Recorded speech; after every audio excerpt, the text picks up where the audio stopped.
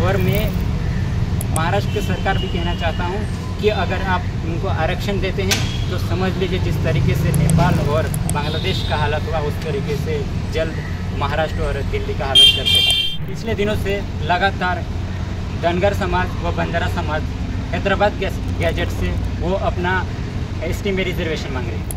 सभी क्रांतिकारी साथियों को मेरा जोहार पेश करता हूँ। साथियों, पिछले दिनों से लगातार धनगर समाज व बंजारा समाज हैदराबाद गैजेट से वो अपना एसटी में रिजर्वेशन मांग रहे हैं। साथियों, जो हैदराबाद गैजेट है वो 1918 से 1920 में जो अंग्रेज़ों ने दिया हुआ वो विशेष अधिकार दिया था, तो उसी में कुछ क्राइटेरिया संविधान ने भी दिया है कि कुछ में अगर आप एसटी में आरक्षण देते हो तो आइसोलेशन हो, कल्चर हो, जियोग्राफिकल एरिया हो, तो उसी को या शैक्षणिक या आर्थिक उसमें कमज़ोर हो तो उसी को वो एसटी में शामिल किया जाता है। लेकिन साथियों, धनगर है और बंजारा इसमें नहीं आते हैं, तो ये आरक्षण मांगना चाहते हैं कि हमें आरक्षण दीजिए और एसटी में लगातार ये विरोध कर रहे हैं, लगातार आरक्षण मांग रहे हैं। तो साथियों, मैं कहना चाहता हूँ कि अगर कोई भी सुबह उठ के अगर एसटी में आरक्षण मांगता है तो ये पूरा सीधा हमला जो ओरिजिनल आदिवासियों पे होता है। साथियों, गैर आदिवासी ये लोग अपना उठ के ये सिर्फ आदिवासियों का आरक्षण मांगना चाहते हैं, क्योंकि उनको आदिवासी आरक्षण में लेके वो अपना बेनिफिट लेना चाहते हैं। लेकिन साथियों, हम जो कोई भी एसटी में आरक्षण मांगते हम कड़ा विरोध करेंगे, चाहे महाराष्ट्र हो, चाहे दिल्ली हो, चाहे चक्का जाम करके रख देंगे साथियों, क्योंकि आज के युवा आदिवासी युवा पढ़े लिखे हो गए।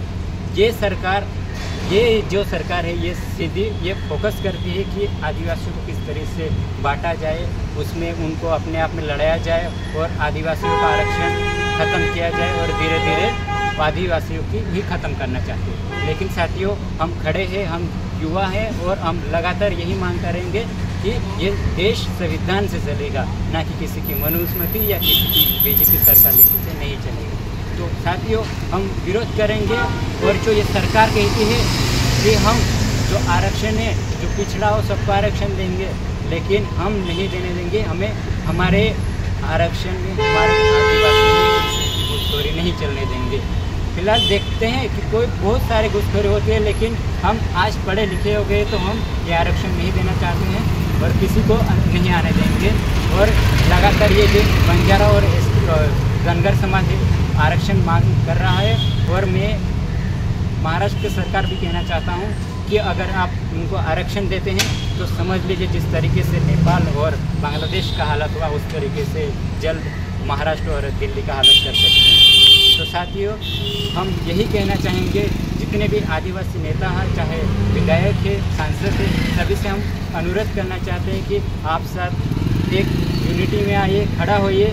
सबसे पहले हमारा अधिकार, पहले हमारा समाज है, बाद में राजनीति है साथियों। तो मैं यही कहना चाहूँगा सभी आमदार हो, विधायक, जितने भी सांसद हैं, पूरे समाजवाद आदिवासी समाज को कि आप आइए, रास्ते पे आइए और अपने अधिकारों के लिए लड़े और किसी की घुसखोरी ना चलने देंगे। साथियों, मैं ये कुछ बताना चाहता हूँ, जिस तरीके से बिरसा मुंडा ने जब अंग्रेज़ों ने अपने पूरे ज़मीन हथियाने की कोशिश की तो बिरसा मुंडा ने उनके नाक में दम कर दिया था साथियों। उसी तरीके से आप देखते हैं तिलका मांझी ने किस तरीके से विद्रोह किया, बिरसा मुंडा ने विद्रोह किया, उसी तरीके से भीमा नायक ने विद्रोह किया। आपने देखा होगा तो सातपुड़ा के एरिया में, चाहे आप देखा होगा कंटियाबिल ने किस तरीके से अंग्रेज़ों को उखाड़ फेंका था वहाँ से।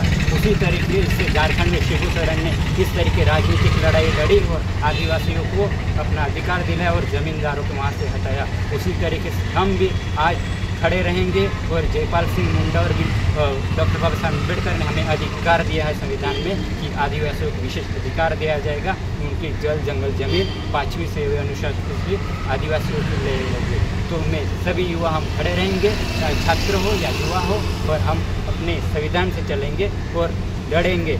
जब तक लड़ेंगे तब तक हमें हमारा अधिकार न मिल जाए और इन जैसे गैर आदिवासियों को हम नहीं आना देना चाहते। अगर सरकार भी सपोर्ट करेगी, महाराष्ट्र सरकार, महायुति सरकार, उस सरकार को उखाड़ फेंकने का हम ताकत रखते हैं साथियों। ये बोलकर मैं मेरे 2 शब्द खत्म करता हूँ। जोहार, जिंदाबाद, उलगुला। जय जोहार।